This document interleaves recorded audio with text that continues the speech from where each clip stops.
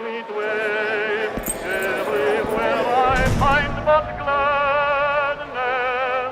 Oh, memories seize visions like these in my heart. There is no sadness, and for the world so great it seem, I would not give my one sweet dream. Don't wake me up, I'm dreaming of being with you. wake me up, I am dreaming, where skies are blue above.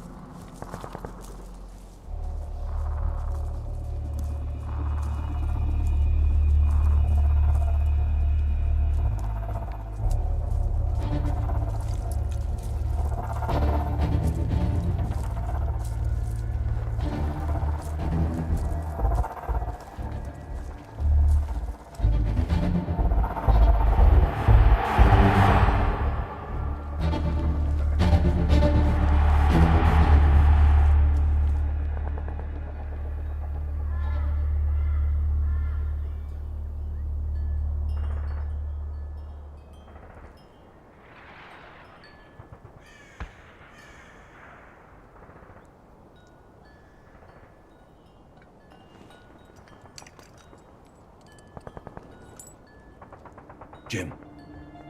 Jim, it's a job. It's a job, Jim.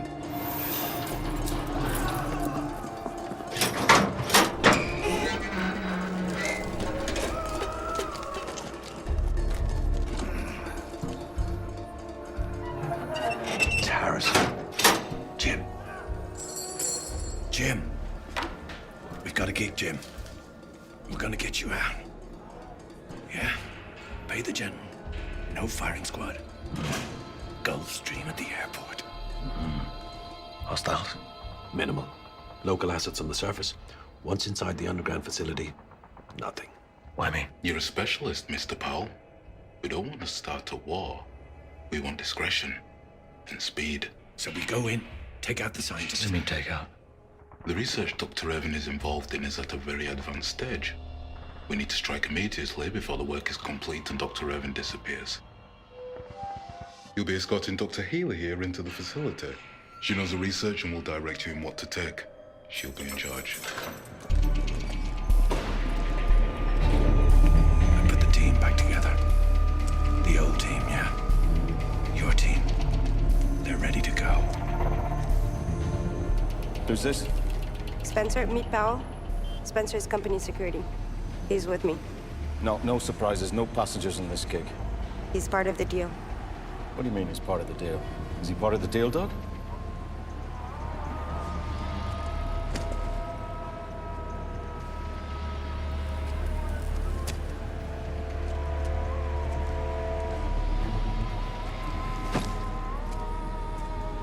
He works for the company.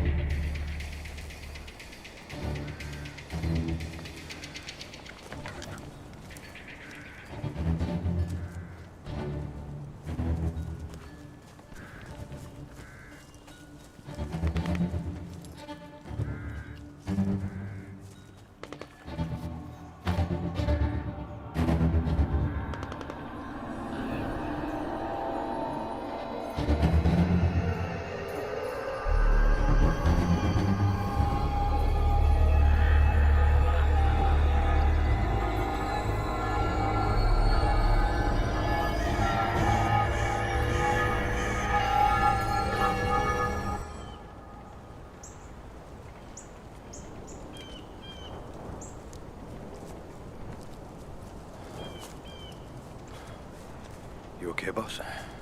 Yeah. Yeah, I'm fine. It's just been a while. I'm okay. Shit.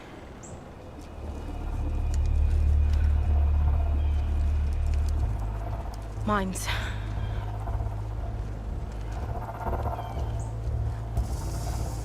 Boss, bike tracks. They seem to go straight through the minefield. Reason? Looks like a regular route. New and old tracks, but we're taking a hell of a risk.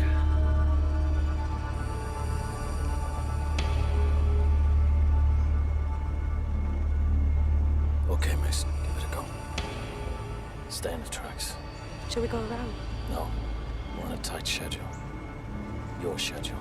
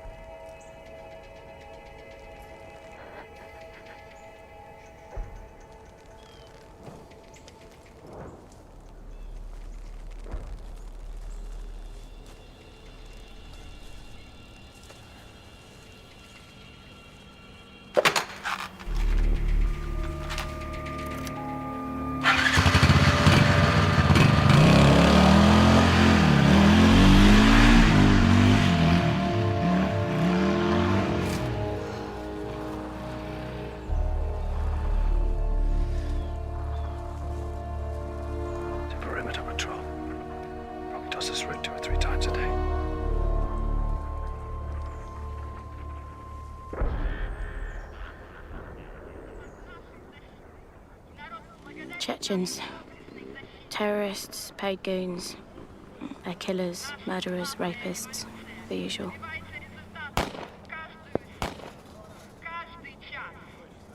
This used to be a Soviet army barracks. 25 miles around here in every direction was ethnically cleansed. The poor guys in the cages are dissidents, rebels, civilians, you name it. The facility? Underneath. Cardboard bunker system. Not much info on it. You'll need to ask her about that. The militia leader, El Dictator there, likes to douse the prisoners in oil and set them alight. Hobby of his.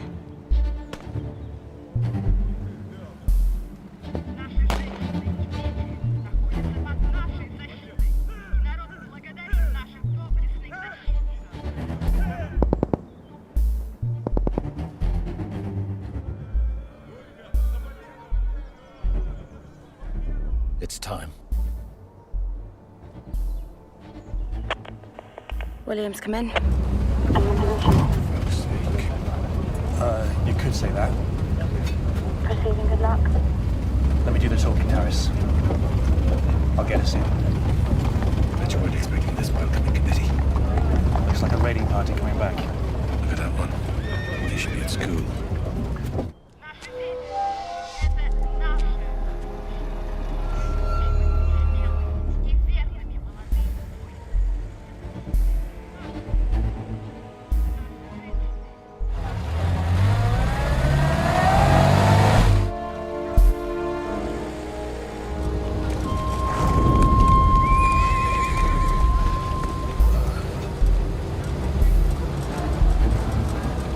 Jesus Christ.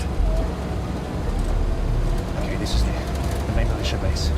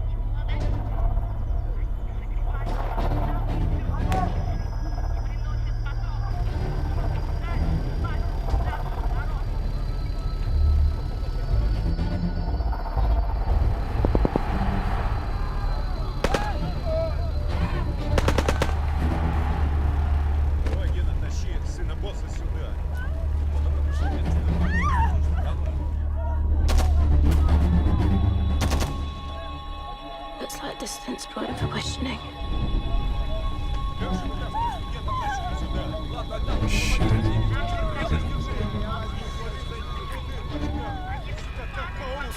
Давай, держи его, я его успокою.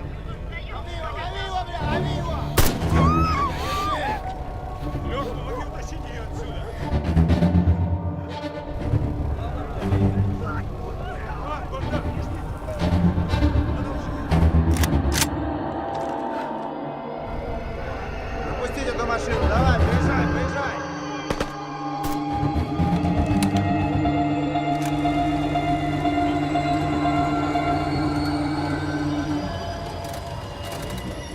Останови эту машину, останови ее. In position. I'll take the two on the right of the car. I see you have 3 and 4 this side. Что ты здесь добываешь? И центрального. Проверяем оборудование. It didn't sound like Russian. Fuck. That definitely isn't Russian. Stupid dialect. They're not Russians. They're Uzbeks. Jesus Christ, Harris, what the... Harris, for fuck's sake. Harris. Следи за ним.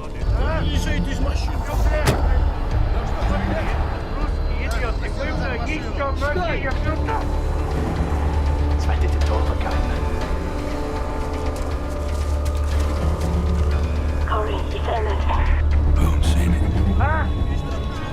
Следи за ним.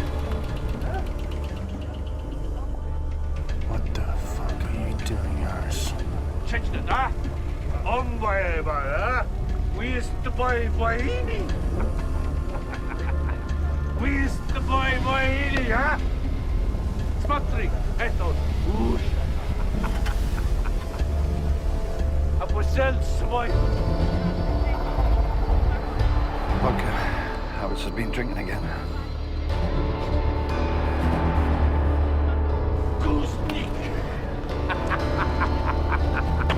Steinman, Corey, get ready. Make it clean. Wait. Brother.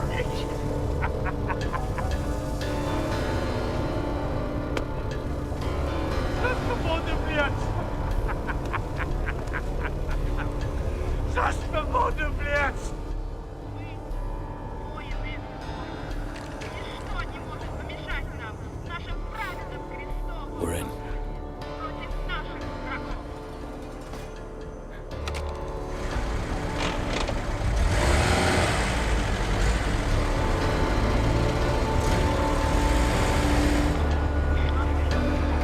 Они плачут под нашими мечами. Их смертью мы воздаем благодарность и славу, если мы встретим смерть в бою.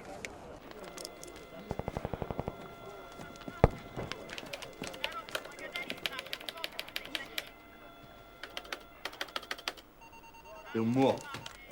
Смотри, мой друг Гиния, да? А? Гиния. Гиния. Спасибо.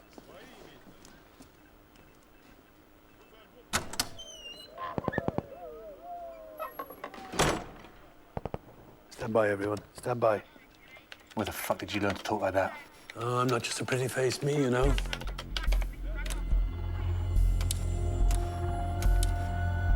Bingo, I've got it.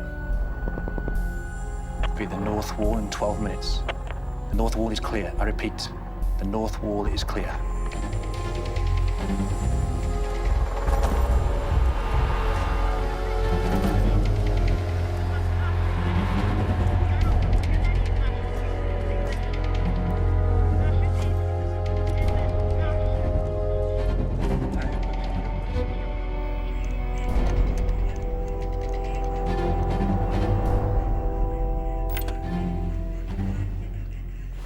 Ты с России? Да. Да, из Москвы. Which part? Сметовский проспект. Северо-запад. And you? What's wrong with our system? Just replacing several cables and a couple of blown fuses. And turn that monitor off. This monitor? Yeah, I was just checking the ATP cables. You want it back on? Don't smell Russian. He's not Russian. He's a fucking Georgian liar. I think he might just be trying to get into your knickers. You know, I can't say I blame him. Drink. What is so important that he sent 2 engineers to check our shitty cameras? I think she likes you. Corey, they're in. Meet me at the rendezvous.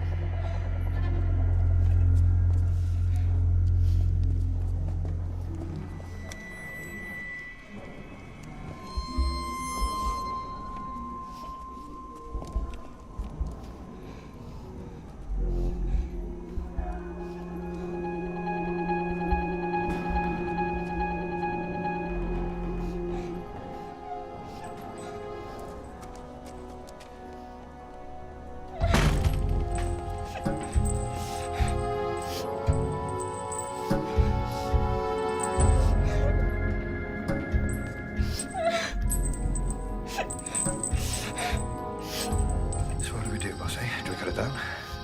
If we set her free, they'll find her. Take her with us. She'll slow us down.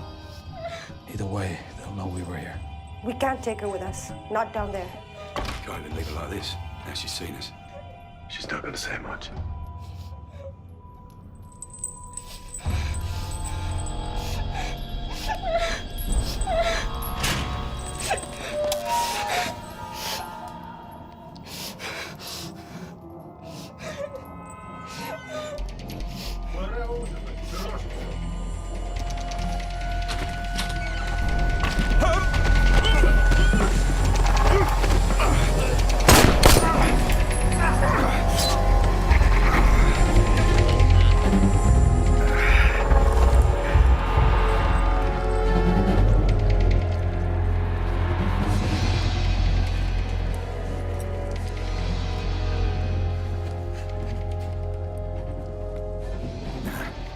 Pissed up with the radio blaring.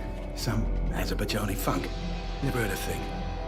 Doug, lights.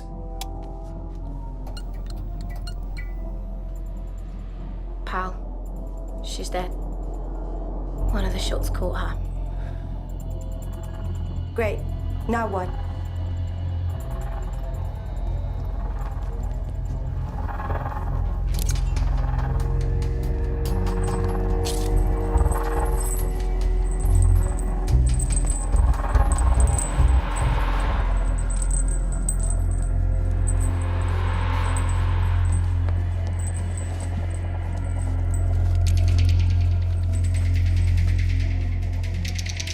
You won't be looking for anybody else now. Crime of passion. Horny fucker. You go. Let's go. Go. Doug, go back to Williams. Keep the engineering act going.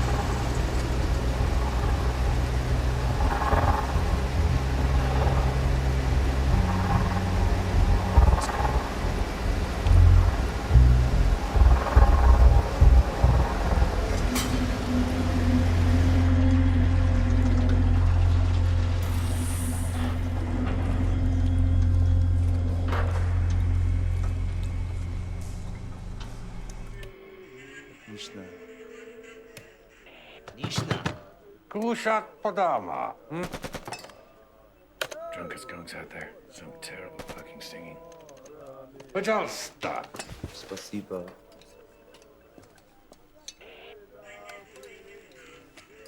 Нет! Нет! Нет! Нет.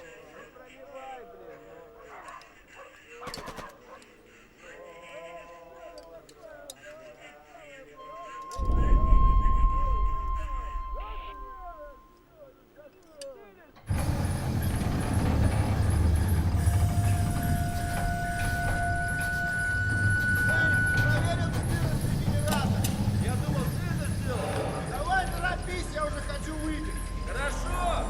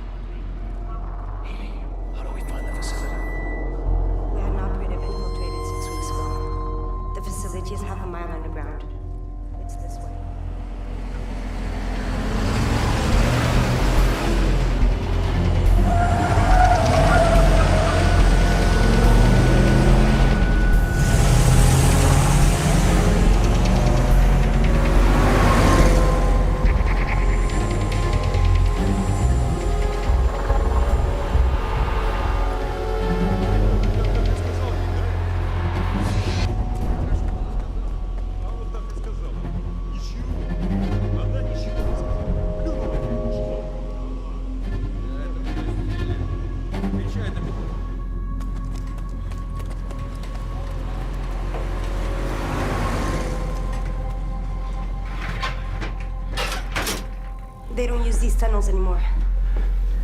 We go down. Down.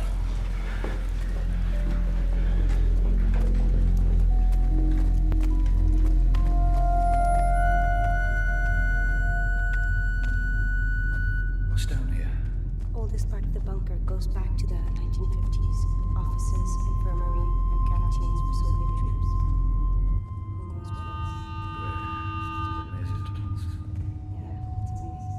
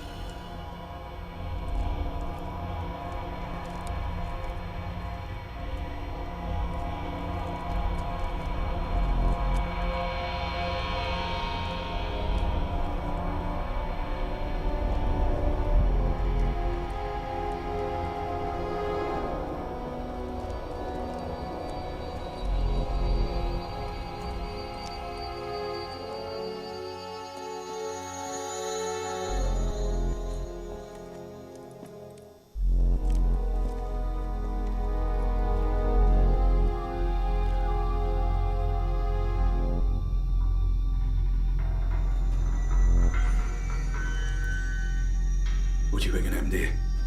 Execution. See the marks on the wall? The hands are tied behind their backs. Maybe. So why's this one still got his AK? Looks like he was trying to stop something getting in it. It happened a long time ago. Could be related to the Civil War. Revenge killings, executions. Really?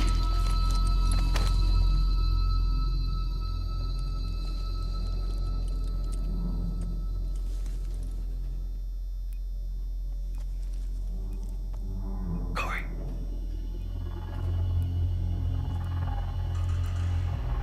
Nah, non-explosive. Radio transmitter. We trip that, sends a signal. Somewhere. This is recent. Seems like the good doctor's expecting visitors.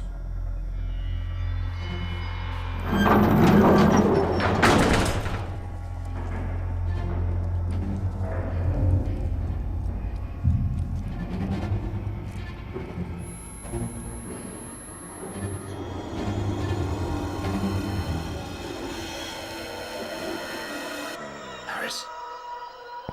Harris. Come see this now. For fuck's sake, Williams.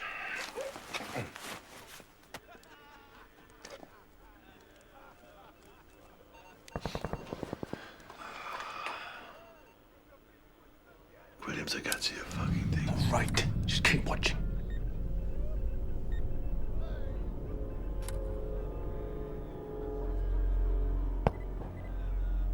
Yes.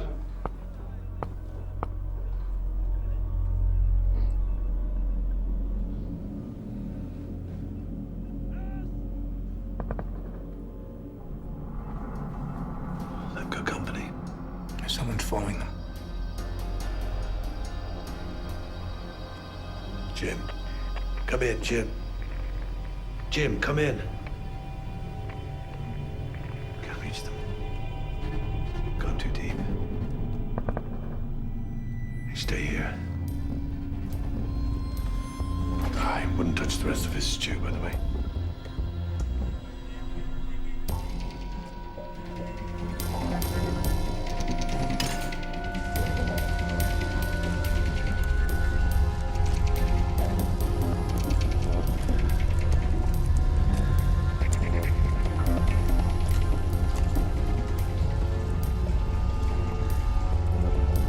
Simon, what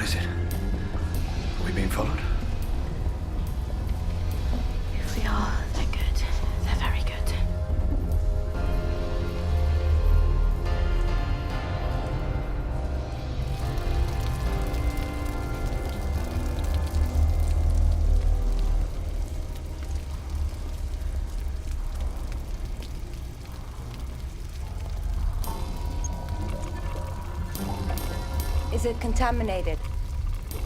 Go drink it.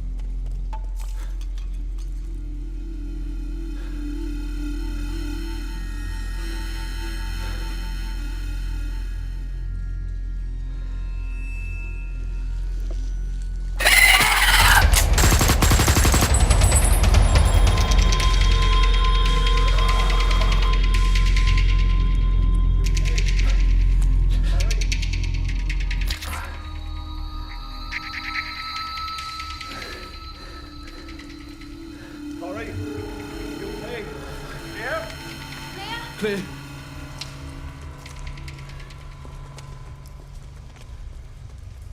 What happened? Somebody was here. Did you see him? Yeah. No. Come up behind me. Christ, they were quiet. I think I winged him. Can't see anything. There's no blood. Are you sure there was somebody? Yes. Fucking sure. So what do we do, boss? Do we go after I him? say we hunt them down. It's like a maze down here. We could be searching for days. They attacked in darkness, so they know the layout of the place. We could hit an ambush, tripwires. Keep moving. Stay sharp.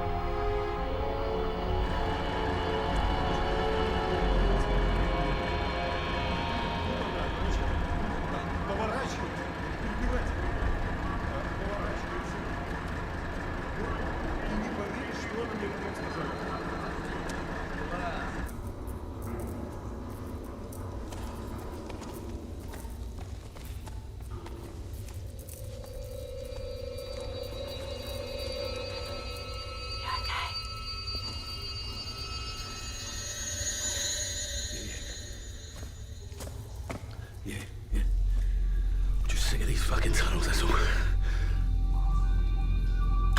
Don't you find it hot?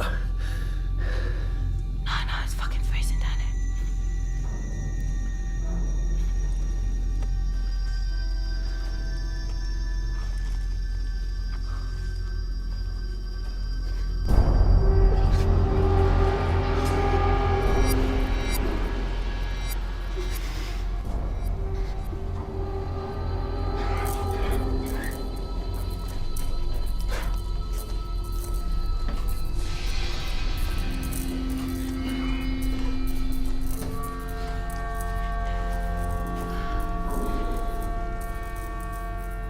Hurry up.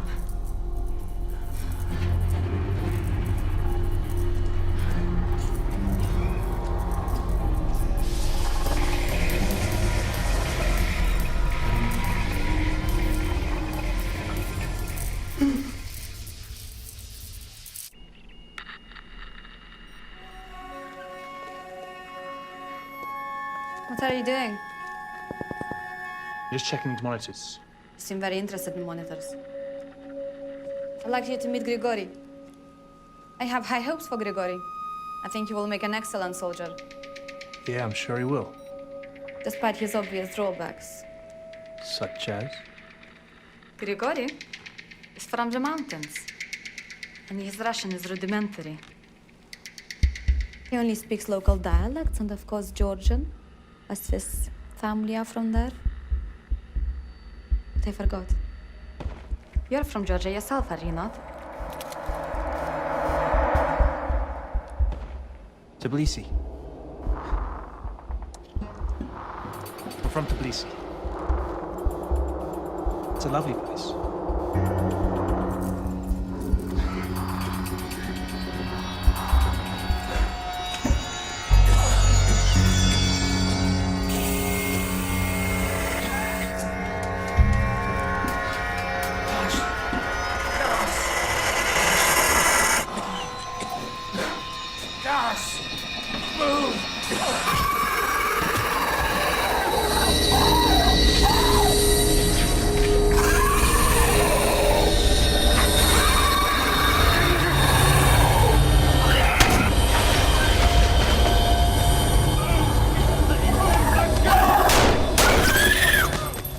You don't bring a syringe to a gunfight.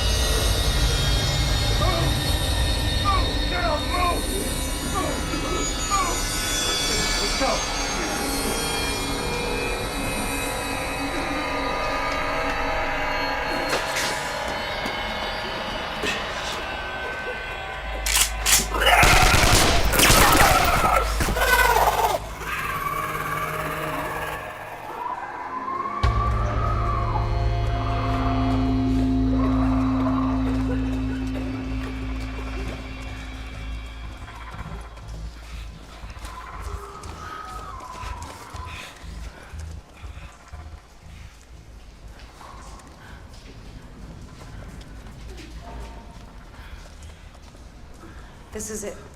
The lab is here.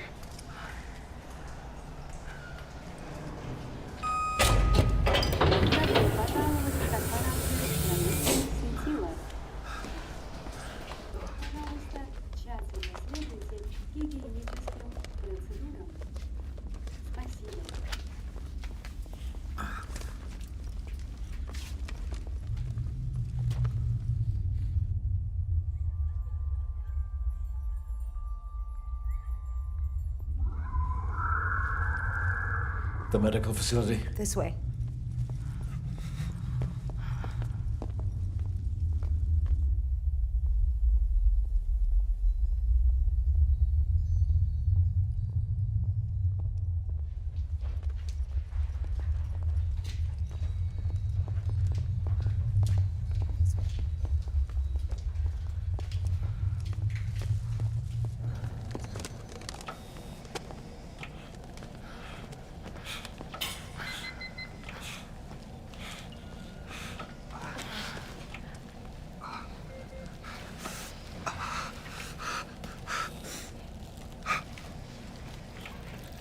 Still a killer, Jimmy. Still a killer. It's okay. It's a clean exit. Don't wake me up. Don't wake me up. Dream.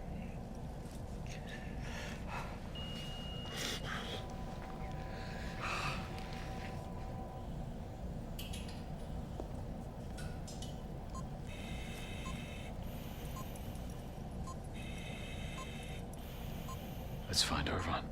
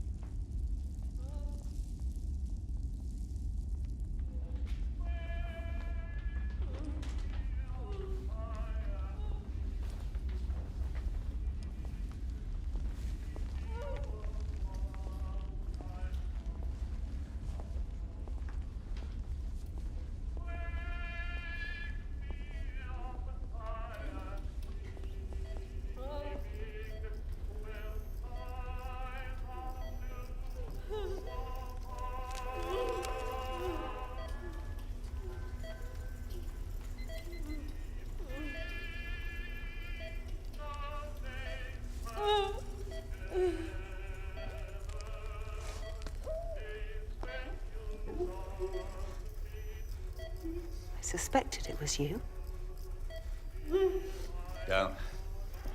Down. Preeclampsia, type 19. I'm trying to control it with magnesium sulfate.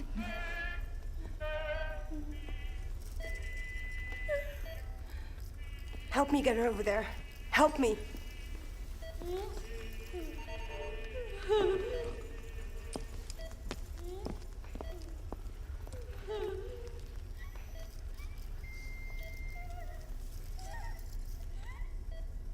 Could I get up, please? This is uncomfortable.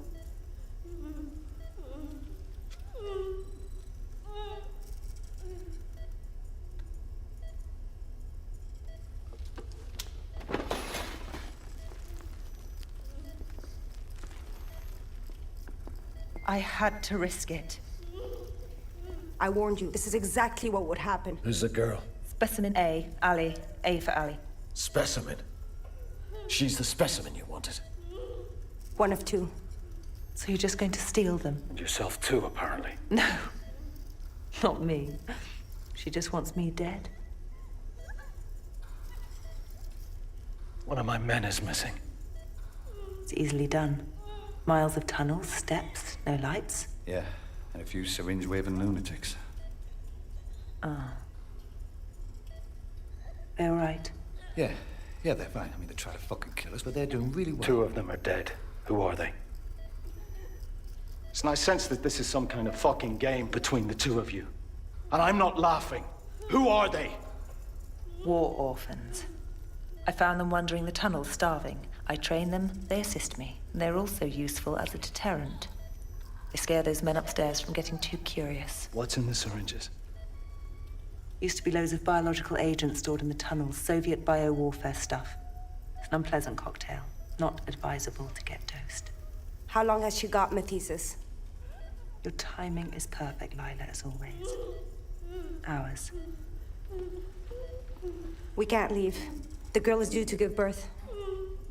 Mason, keep your gun on her. Steinman. Sit down. You look like shit. Healy, a word. Now. Move.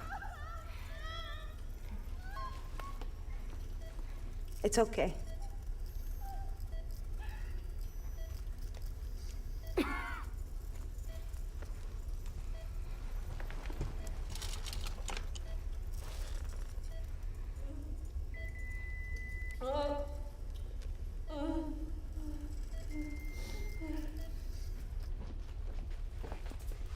You were the operative who was here 6 weeks ago, weren't you? So what happened? Lover's tiff? We disagreed.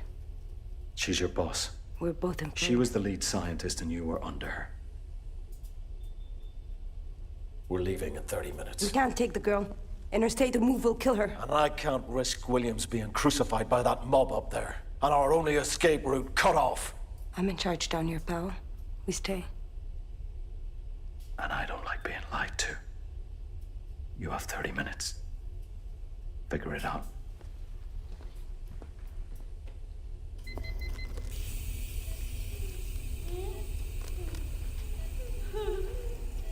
My employers were very clear that I ask no questions about you or your work. My employers, however, neglected to inform me about certain pertinent facts concerning this little jaunt of ours.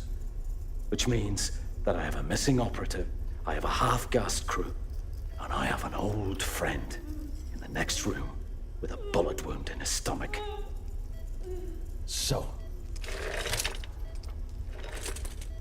why don't you tell me what all the fuss is about?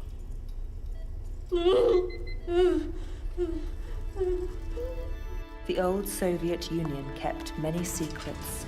They spent a lot of money on all the sciences, particularly if they felt that branch of science could be weaponized. For any young scientist, this was a lure. I was a young Cambridge graduate, and I was approached with an astonishing proposal. The Russians were and are experts at the hard sciences, but genetics, well, the UK, Switzerland, the USA naturally, had left the Russians behind. But they had their own program.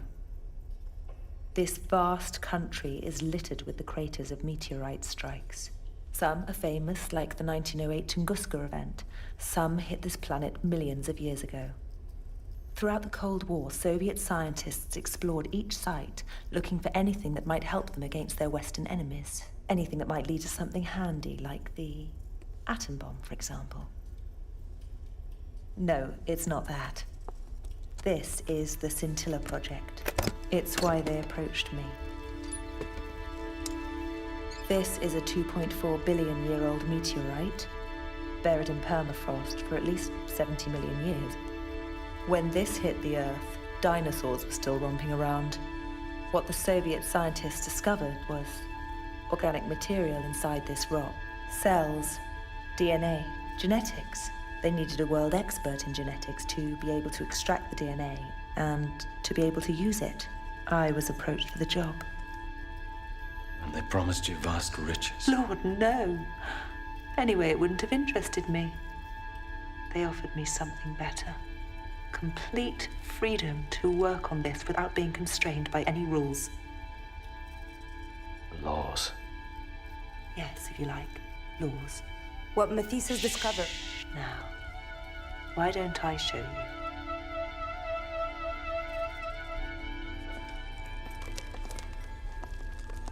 Why all the kids' toys on the blackboard? The specimens need to be educated so I can assess their growth. Compare them to normal children. Children? That girl's 16 or 17, isn't she? She's 5.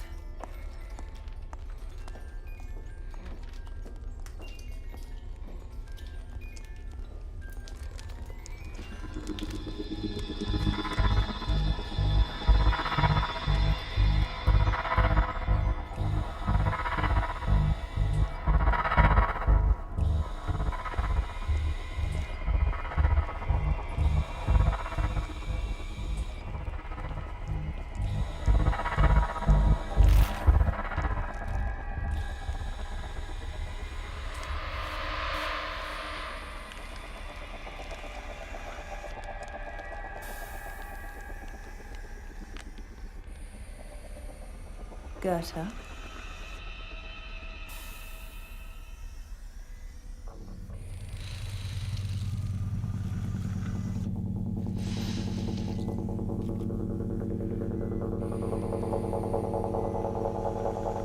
He can't speak. He can just about understand basic commands like a chimpanzee. He looks normal, other than the eyes and the breathing spiracle with his neck. He can breathe in our atmosphere for brief periods of time, but in here I can adapt the mix to make it more comfortable for him. I'm still checking his respiratory system and his nerves. He has grown so quickly.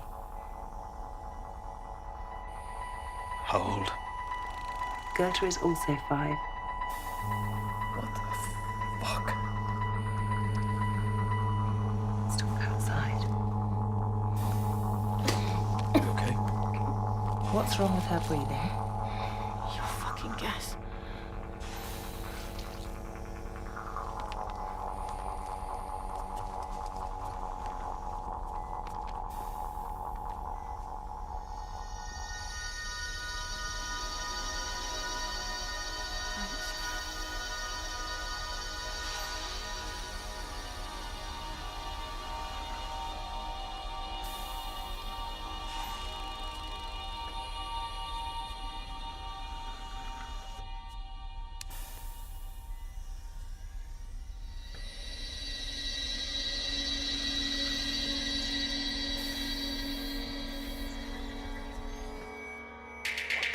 Fuck is he?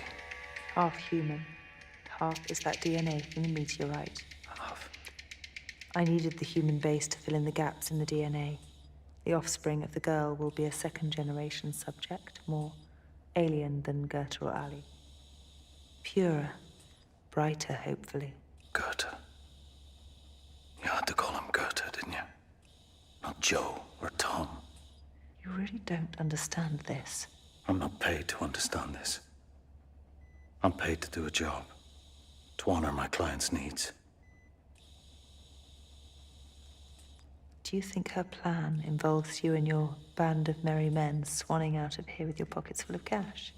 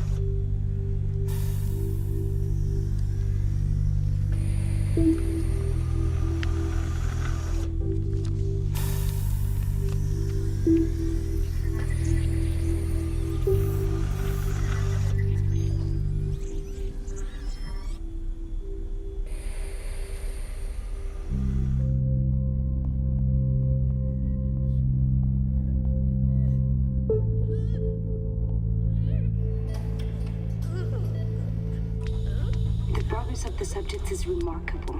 In 4 short years, they have almost reached full height, and we have not yet experienced the usual discrepancies.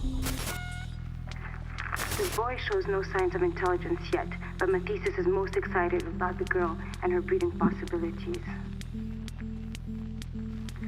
Mathesis's ambition continues to grow. After years of disappointment, it is like she is rushing through this headlong. I am concerned.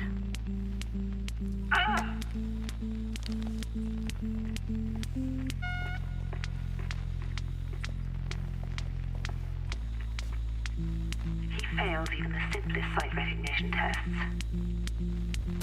The 2 subjects are a year old today. As these 2 look like surviving, I've given them names, Goethe and Ali. Their eyes are still very sensitive to light, and we have difficulty getting the atmosphere mix right, so they have been in some discomfort breathing, especially at night. They ignore our presence, but seem to have an instinct and understanding of one another. The girl displays maternal instincts as a normal human child might. The boy is distant. I cannot yet work out what he is thinking, if he is thinking at all. Today I set the children a hand-eye-brain coordination and exploration test with some simple toys. The results, as last time, are disappointing. Goethe has managed to put together only a few of the pieces. He shows little aptitude or interest. The girl, Ali, shows even less invention or interest. I will MRI scan them both to try and determine the cause of this apathy, but I have a growing fear that they are just slow-witted specimens.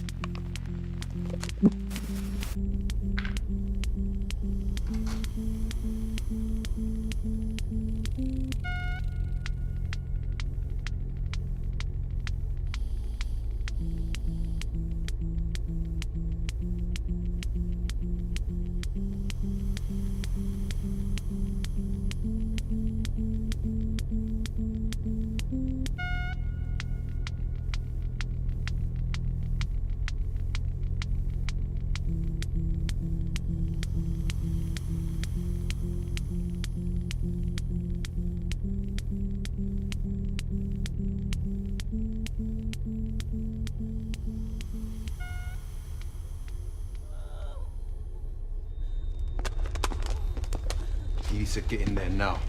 No, not you.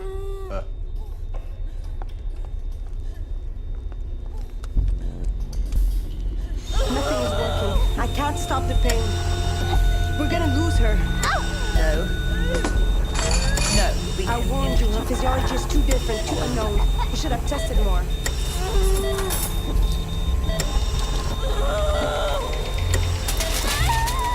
Mathesis will kill her. You can't, she'll bleed and She already is bleeding. She has been for hours. I've been monitoring her. She's not going to survive the birth, but I at least have a chance of saving the offspring. You knew.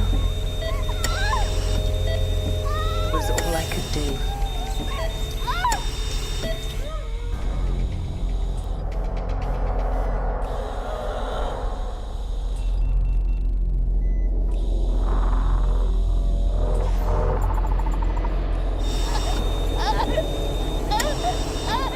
Is she dying?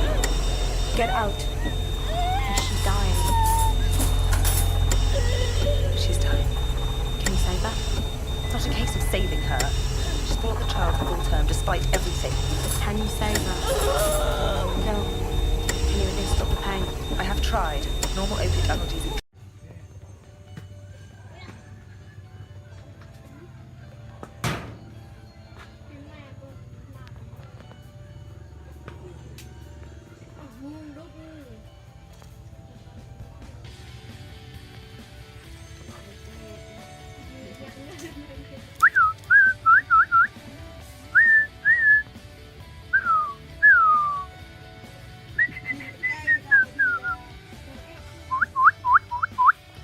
Ông nó ba. Ông nó ba.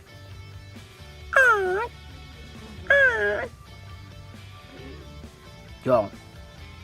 Ông đang ở đây John. Lưu John.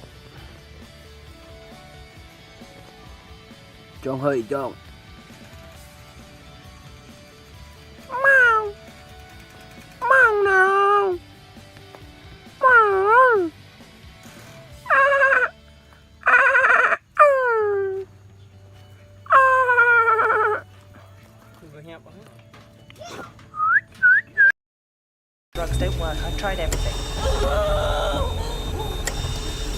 So she's gonna die in agony. Look, just get out. I don't have time for a medical lesson. She's in pain, there's not much I can do. You and I need to prepare for a cesarean section. Without drugs? Yes, unfortunately, without drugs.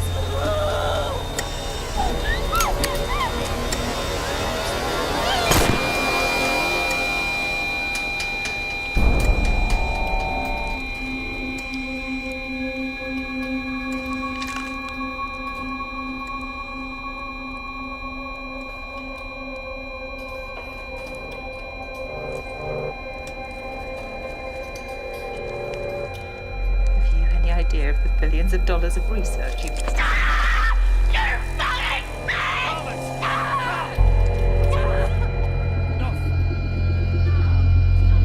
You can still do the C-section and save the fetus. Her physiology means the fetus dies when she does. It's too late.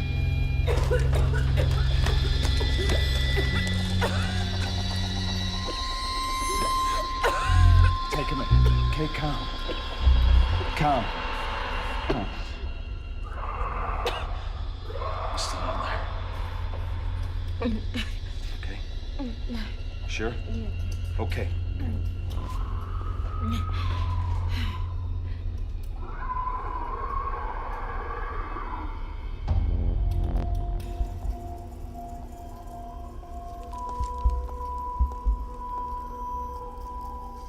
Time to go, folks. I'm gonna need help moving Harris. Maybe we can find something to give him to help him make it up to the top and out of here.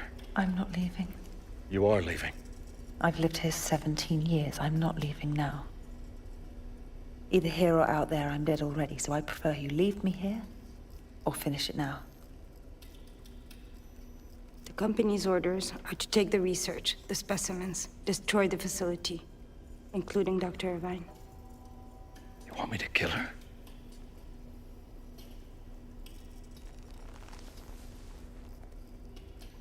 Why wait to tell me now? Everything that we learned about you said you could be stubborn, reluctant. But why kill her? She's a liability to my company. We can't trust her. I'm not an assassin. Oh, come on. You kill people for money, for fuck's sake. Granted. And yes, you're right. I am stubborn. And no. Today, I won't be killing any scientists. I want us all to move. Now. Right now! There's a £2 million bonus for each of you if you do this.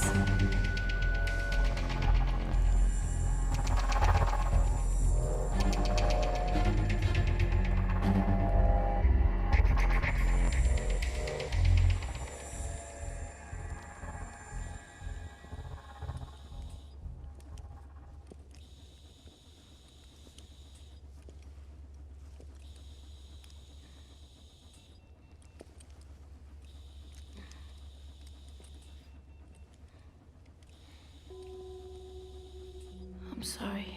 Your sister, she's dead.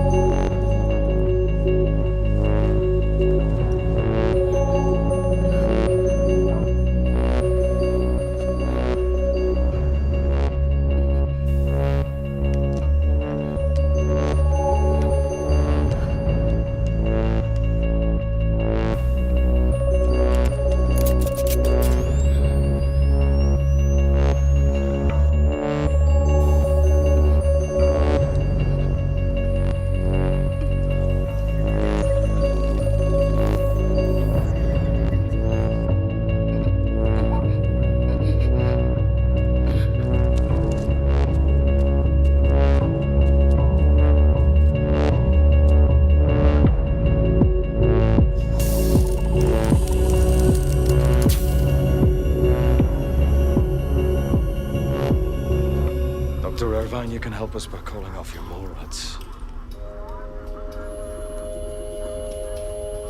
We're leaving. Now. I'm sorry. She isn't coming. Mason, disarm her.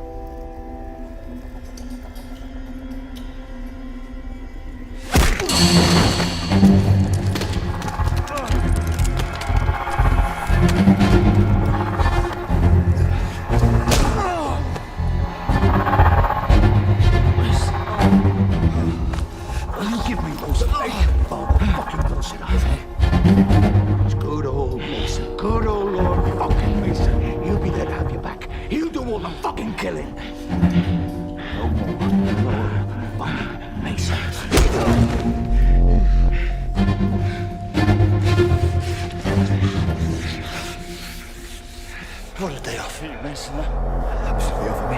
What the fuck did they offer you? They offered me the car, they offered me the big house, they offered me the holiday in fucking Honolulu. What do you think they offered me? Money. They offered me money, Jim, and they offered me respect. That's what they offered me.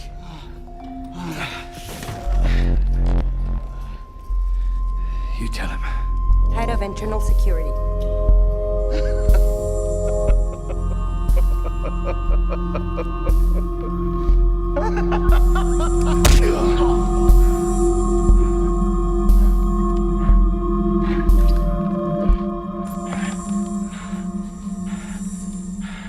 They're gonna fucking kill you, Mason.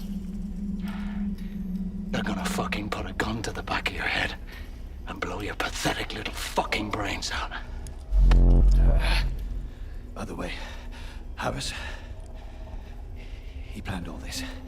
He said he needed the money. He said that you would see sense. Lila. He tried to kill me, Mathesis. Spencer, wait until we've left. Don't shoot!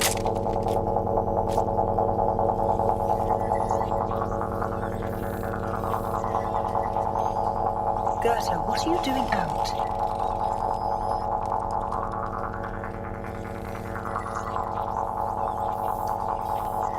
Gerta, remember me? You were my special little boy. Remember?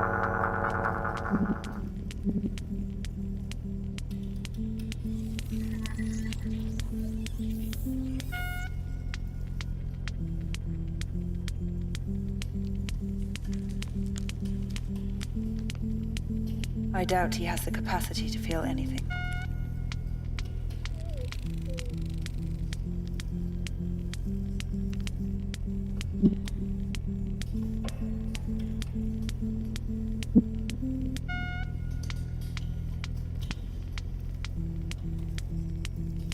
Mason, go grab him out, please. I'll get him.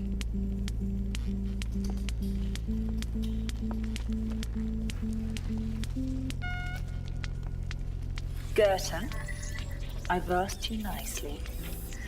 Could you please go back to your room?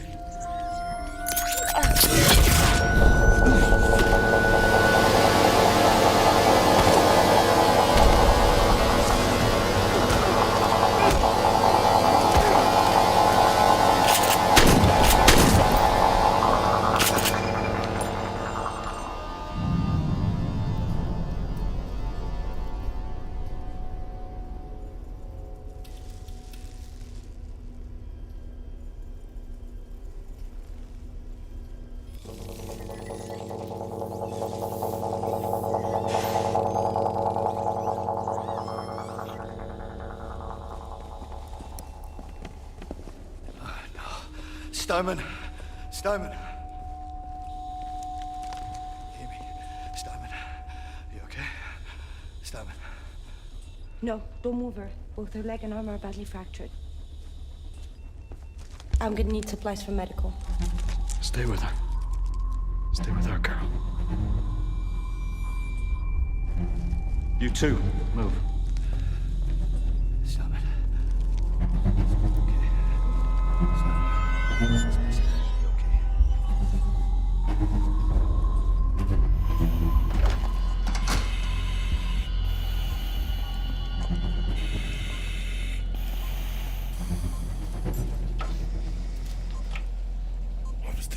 Jim?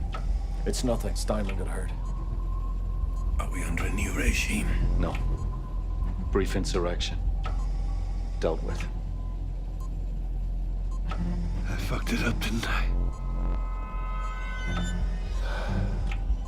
I'll get you home, Doc, okay? I'm sorry, Jim. I let you down. I said, I'll get you home. Let's go.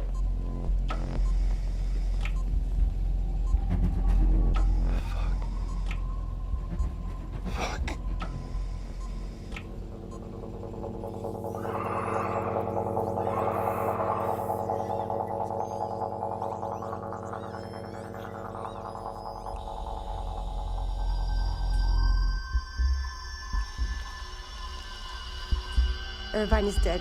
We have no more conflict. And we need to get her out of here, or she's going to die. We need to kill that boy. Or we're all dead.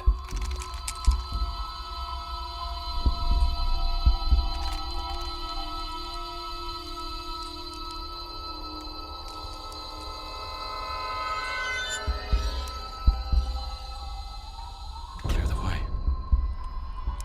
And get Harris and Steinman ready for transport. Okay. Jim, shut up. Let's go.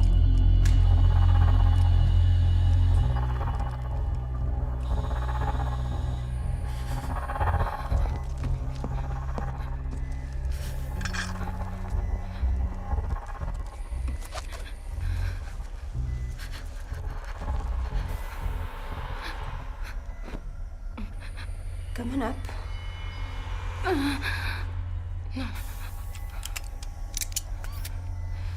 What's that? Morphine.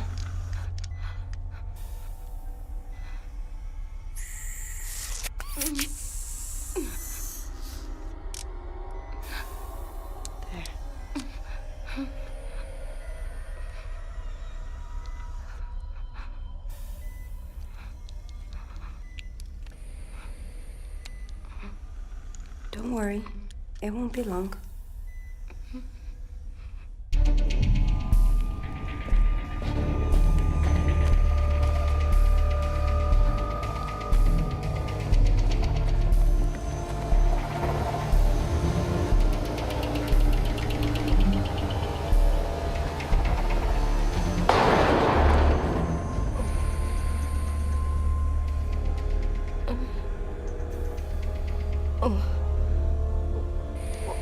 What was that?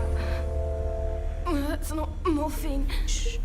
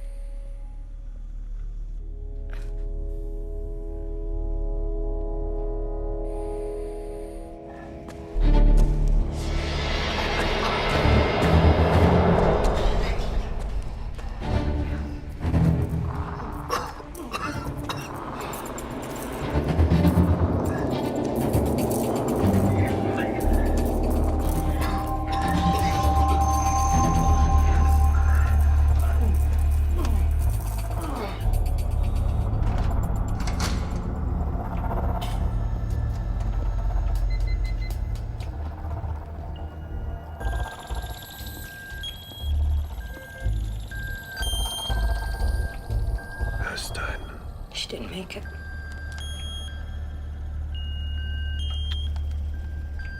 I didn't suppose you would. You're tidying up.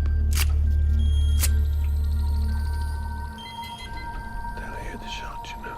Shh, now. I'll be over in a second.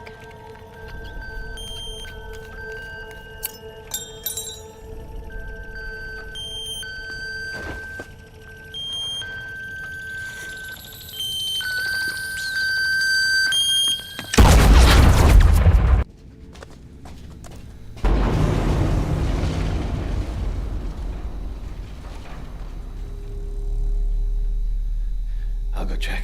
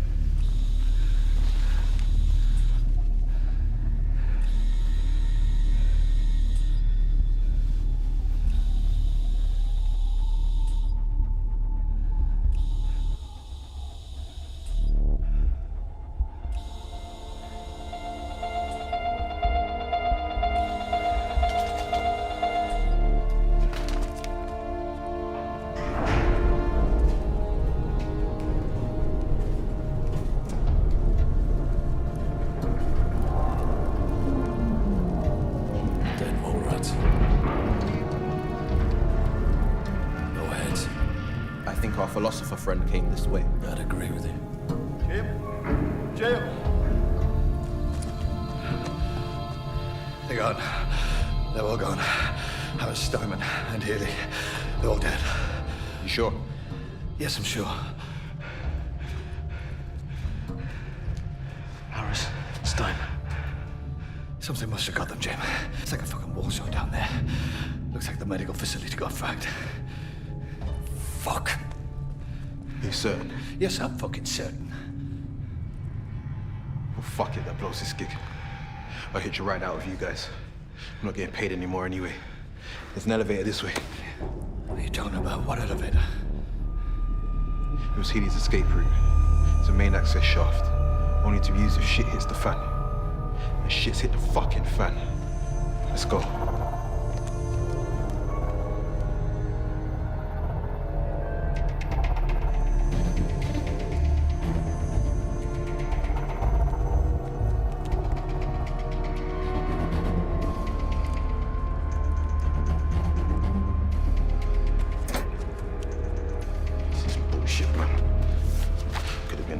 South Africa. I'm stuck down in some shitty hole. Mercs, aliens running around everywhere. Bollocks. Fuck, I'm not even fucking getting paid.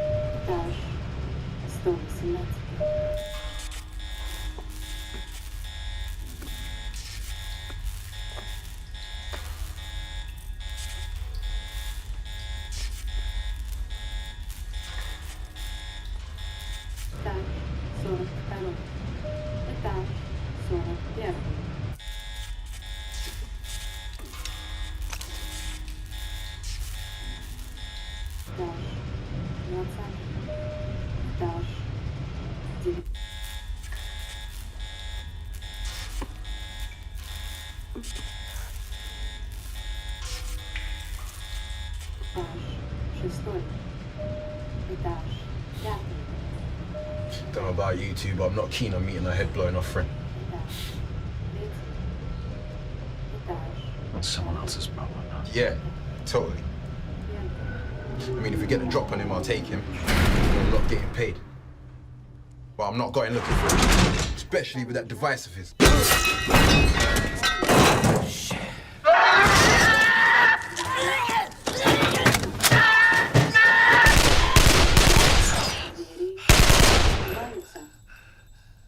Осторожно, двери открываются. Осторожно, двери открываются. Осторожно, открываются. Осторожно, двери открываются. Осторожно, Christ on a двери bike. открываются. Осторожно, двери It's Corey. открываются.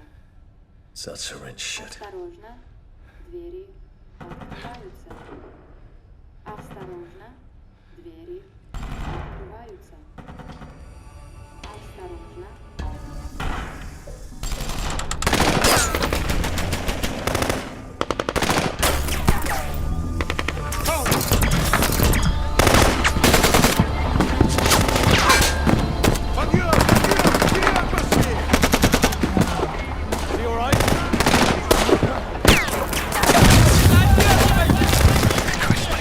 What have they done to you? You okay? They don't like Georgians. Did not know that.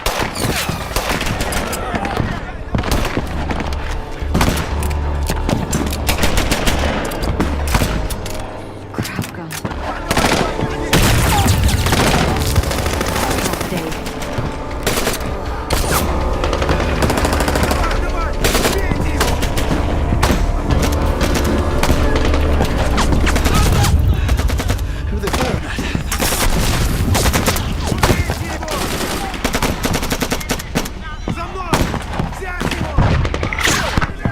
Where's Steiner and Harris? They're gone. What the fuck are they firing at?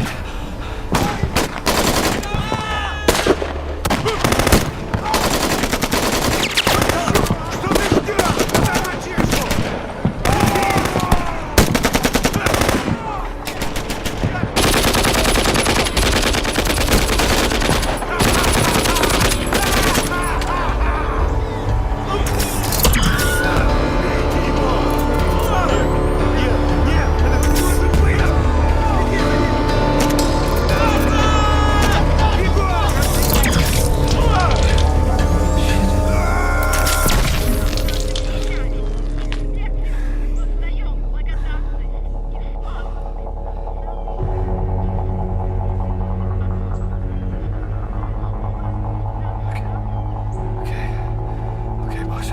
You got one shot at this. You take him straight after he takes me. No, shut up.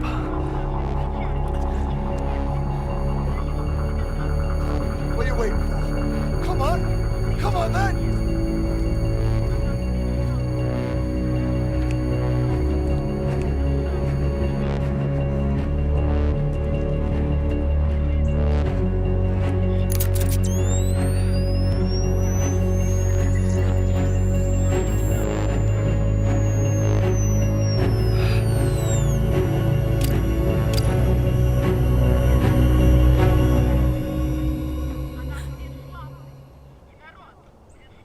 iPhone batteries. They always let you down, don't they?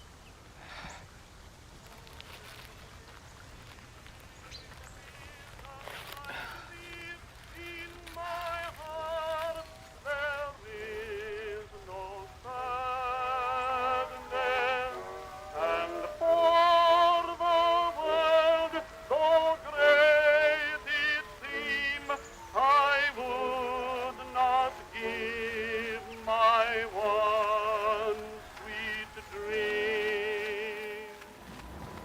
Don't wake me up, I am dreaming, dreaming of one I love. Don't wake me up, I am dreaming, where skies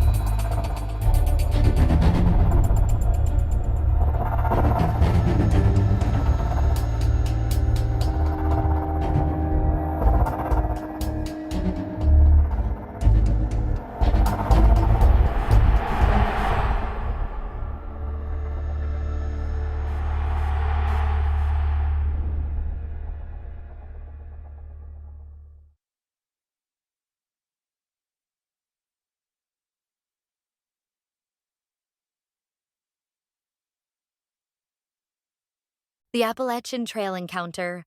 A hiker's nightmare. Phil had spent years hiking alone, documenting his outdoor adventures on his YouTube channel, Hick Slam. He had traversed countless trails, camped in the most remote areas, and faced unpredictable weather. But nothing could have prepared him for what he would encounter on a seemingly ordinary overnight hike in November 2021. What started as another peaceful trek into the woods soon spiraled into a night of terror, leaving Phil questioning who or what was out there with him in the wilderness. The beginning of something strange. It was the night before Thanksgiving. The air was sharp with cold, the trees stood silent, and the only sound was the rhythmic crunch of Phil's boots against the forest floor as he made his way along the Appalachian Trail near his home in Virginia. Everything felt calm, undisturbed, normal, at first. About 30 minutes into his hike, something odd caught his eye. Trash littered the side of the trail. Unusual, but not entirely unheard of. Yet as he got closer, he realized this wasn't just any garbage.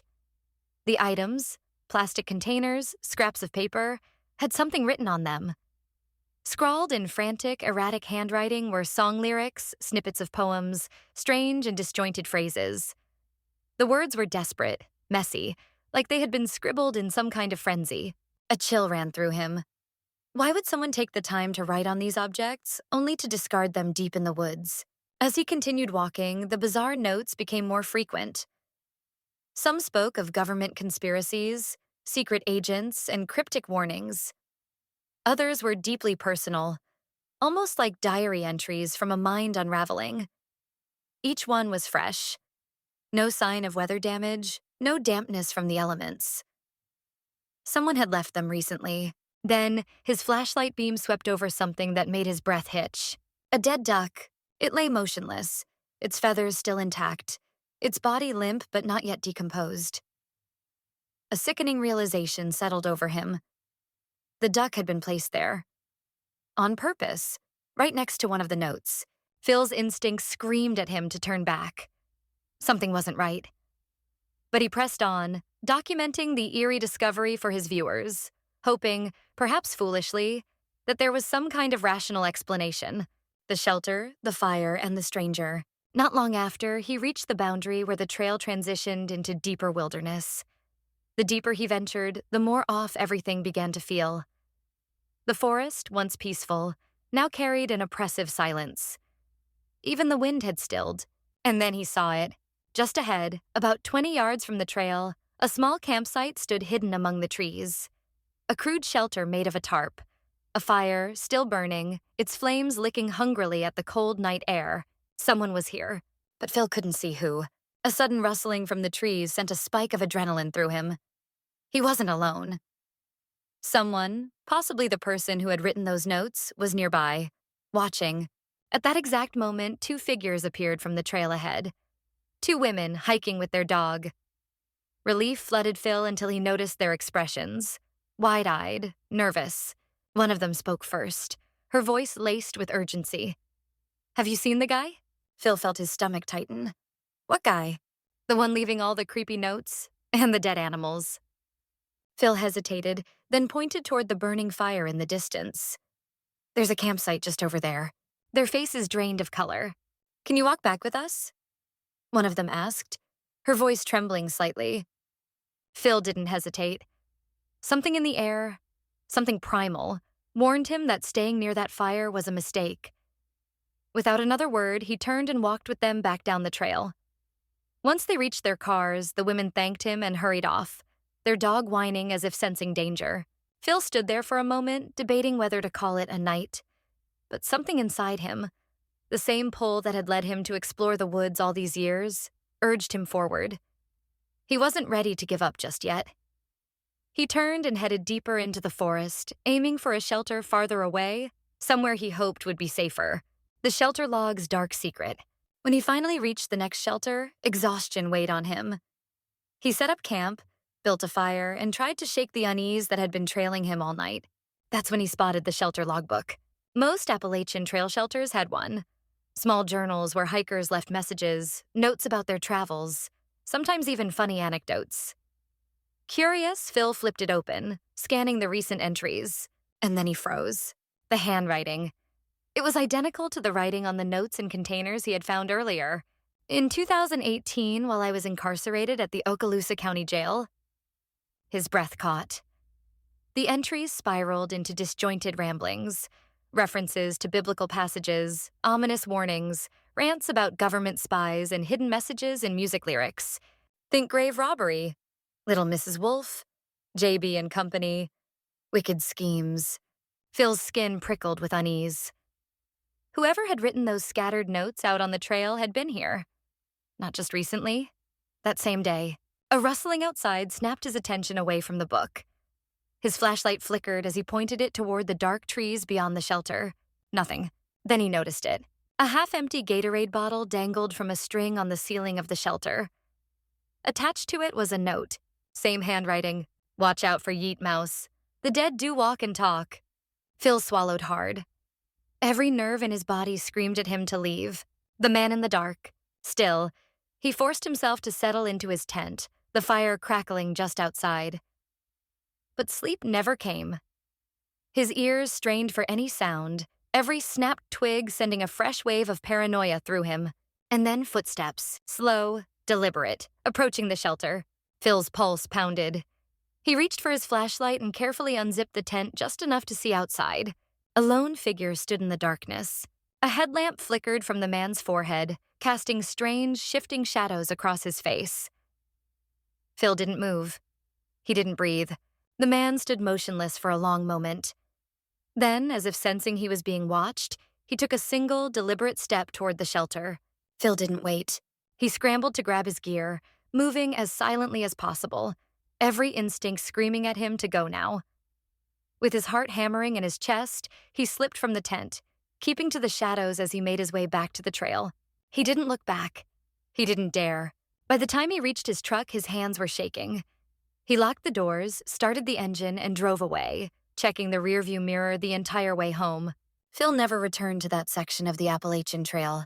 And to this day, no one knows who the man was, or what he would have done if Phil hadn't left when he did. The Stalkers in White, a hiker's nightmare. In the spring of 2008, Matt Higgins, an experienced 18-year-old hiker, embarked on an ambitious solo journey through the California section of the Pacific Crest Trail. A rugged 1,700-mile stretch of wilderness teeming with harsh landscapes, treacherous wildlife, and vast, unbroken isolation. For weeks, he pushed forward through the trail's deserts, forests, and mountains, battling exhaustion and the occasional wildlife encounter. Yet nothing could have prepared him for what was waiting deep within the Lassen National Forest. Something far more terrifying than cougars or bears. The strangers on the rock. Matt had spent days in complete solitude. The Pacific Crest Trail was infamous for its long stretches where hikers would go for miles, sometimes days, without seeing another soul. But that changed one afternoon as he rounded a bend in the dense Lassen forest. Ahead, perched atop a large, moss-covered boulder, sat two middle-aged figures, a man and a woman, both dressed head to toe in filthy white clothing. Their skin appeared unwashed, their clothes ragged, their hair unkempt. The man had a long, scraggly beard, and their faces were expressionless. Their cold, vacant eyes locked onto Matt as he approached. Something about them felt wrong. The way they stared, unblinking, unmoving, unnervingly silent, sent a chill crawling up Matt's spine. He tried to be polite, offering a small wave and a forced, "Hey," as he passed. No response, no nod, no greeting, not even a flicker of acknowledgement. They just sat there, watching. Matt hurried past, resisting the urge to turn around. As he moved forward, the sensation of being watched grew stronger, burning into the back of his neck like a silent warning. That night, he tried to shake the encounter from his mind. After all, weird people exist everywhere, especially in the wilderness. But something about them, about their unwavering silence, felt deeply unnatural. A midnight visit. That evening, as the sun set, Matt veered several hundred feet off the main trail into the dense trees to set up camp. He cooked a small meal and, following bear safety protocols, tied his food in a waterproof bag and suspended it high in a tree before retreating into his tent. He zipped himself into his sleeping bag and let the quiet of the forest lull him into sleep. Hours later, a sudden noise snapped him awake. A crunching sound. The unmistakable snap of a stick breaking right outside his tent. His breath caught in his throat. Frozen in the darkness, Matt strained to hear more. The dense forest swallowed most sounds, but now he heard it again. Soft, deliberate footsteps crunching the forest floor. Someone was out there. Or something. He gripped the handle of his hunting knife, his pulse hammering in his ears. His tent had no windows, so he had no way of knowing who or what was lurking just beyond the thin fabric separating him from the unknown. Then the footsteps stopped. Silence. And then whispers. Not one voice. Multiple. Soft, hurried, conspiratorial. All around him. Matt's skin crawled. He wanted to scream, to bolt from the tent, but fear pinned him down. The whispers circled him, darting between the trees. The voices spoke in hushed, indecipherable murmurs. And then, as suddenly as it had begun, silence. No retreating footsteps, no rustling of leaves. Just eerie, unnatural stillness. Matt did not sleep for the rest of the night. When morning finally arrived, he cautiously unzipped his tent and stepped outside, scanning the area for any sign of the intruders. Nothing. But then he saw it. His food bag was gone. Not torn down, not shredded as a bear attack might suggest. Just vanished. And worse, footprints surrounded his tent. Dozens of them. Human boot prints, not his own, circling his campsite, creeping dangerously close to where he had slept. They had been right outside his tent, watching, listening, waiting. The shadows that followed. Matt ran. With his gear hastily packed, he sprinted back to the main trail, his eyes darting in every direction, expecting to see the man and woman in white lurking in the trees. But no one appeared. He hiked faster, pushing himself harder than ever before, desperate to put distance between himself and whatever had been in his campsite. For 3 days, he saw nothing. No mysterious figures, no signs of being followed. He convinced himself it was over. Maybe they just wanted food. Maybe they weren't interested in him at all. But then, on the 4th day, as he climbed higher into the Mount Shasta wilderness, he turned to glance back down the trail, and his stomach dropped. Far in the distance, 2 white figures were slowly making their way along the same path. The people in white were still following him. The final night. That night, Matt ran until his legs ached. His lungs burned, and the world became a blur of darkness. He plunged deep into the forest, setting up camp hundreds of feet away from the trail. He created a perimeter of sticks around his tent, his last desperate defense. If they came near, he would hear them. Hours later, snap, a twig broken underfoot. Then another. And then the whispers. They were back. But this time, a beam of light flickered on, illuminating his tent like a spotlight. Matt's breath hitched. They had found him. The light snapped off. Footsteps circled him. The whispers intensified. They were everywhere. A rush of adrenaline surged through him. With a primal scream, he lunged out of the tent, knife in hand, slashing wildly at the air. Something moved behind him. A shadowy figure darted toward him. Matt ran. He crashed through the forest, branches tearing at his skin, trees looming like silent sentinels. He ran until his body gave out, collapsing beneath a fallen log. Hidden, breathless, waiting. Moments later, a beam of light cut through the darkness.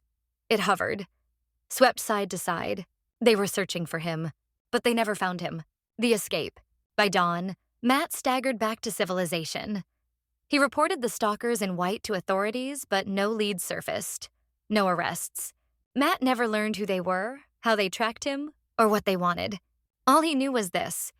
They never spoke. They never stopped. And they never should have found him.